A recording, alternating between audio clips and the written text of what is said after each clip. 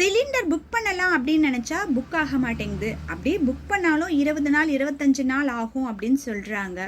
இன்றைக்கி எப்படியும் நான் வண்டியை வீட்டுக்கு ஓட்டிகிட்டு வந்துட்டேன். நாளைக்கு பெட்ரோல் போடுறதுக்கு பெட்ரோல் பங்குக்கு போனால் பெட்ரோல் கிடைக்குமோ கிடைக்காதோ அப்படின்ற பயத்தில் தான் நம்மள நிறைய பேர் இப்போ இருக்கும்.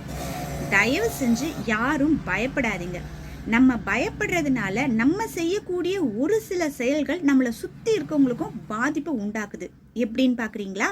எல்லாரும் சொல்ற மாதிரி நமக்கு எங்க பெட்ரோல் தட்டுப்பாடு வந்துட போதோ முன்னெச்சரிக்கையா இருக்கணும் அப்படின்னு சொல்லிட்டு 20 லிட்டர் 30 லிட்டர் கேன்ல எல்லாம் நம்மள ஒரு சில பெட்ரோலை வாங்கி சேமிச்சு வைக்கிறோம். பணம் இருக்கிறதுனால வாங்கி வைக்கிறோம்.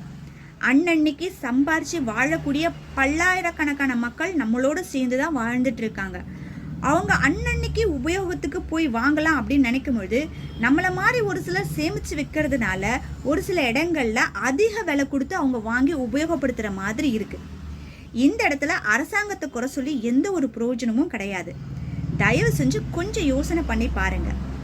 இது மாதிரி சிலிண்டர், பெட்ரோல் இது எதையுமே ஒரு வாரம் 10 நாள் இருக்கிற அளவுக்கு தான் அரசாங்கம் சேமித்து வைக்க போகிறது கிடையாது. குறைஞ்சபட்சம் ஒரு 100 நாட்களுக்கான அந்த எரிவாயு பொருட்கள் நம்ம அரசாங்கத்துக்கிட்ட இருக்க தான் செய்யும்.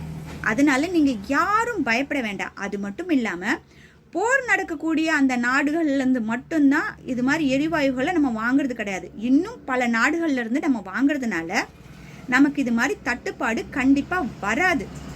முன்னெச்சரிக்கை எதுக்காக சொல்கிறாங்க அப்படின்னா, இது மாதிரி நடக்குது, உங்களோட எரிவாயுகளை நீங்கள் கரெக்டாக பயன்படுத்துவீங்க அப்படின்றதுக்காக தான் சொல்கிறாங்களே தவிர்த்து வாங்கி நீங்கள் வீட்டில் சேமித்து வச்சுக்கோங்க அப்படின்னு எந்த அரசாங்கமும் சொல்கிறது கிடையாது.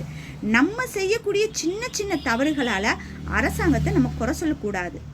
கேட்கறதுக்கு ரொம்ப நல்லா தான் இருக்குது. சப்போஸ் எங்கள் வீட்டுக்கு சிலிண்டர் இல்லாமல் போச்சுன்னா நான் எப்படி சமைப்பேன்? அதனால தான் 2-3 எங்கேயாவது பிளாக்லையாவது வாங்கி வச்சுக்கணும் அப்படின்னு நினைக்கிறத விட வீட்டில் இருக்கக்கூடிய எரிவாயுவை எப்படி சிக்கனமாக பயன்படுத்தணும் அப்படின்றத நம்ம யோசிக்கணும். நிறைய பேர் இப்போவும் நம்மள ஸ்டவ் ஆன் பண்ணதுக்கு அப்புறமா தான் குக்கரை தேடுவோம், கடாயை தேடுவோம். அது மாதிரிலாம் இல்லாமல் சமையலுக்கு தேவையான எல்லா பொருட்களும் ரெடி பண்ணி வச்சுட்டு சமைக்கிறதுக்கு ஆரம்பிங்க.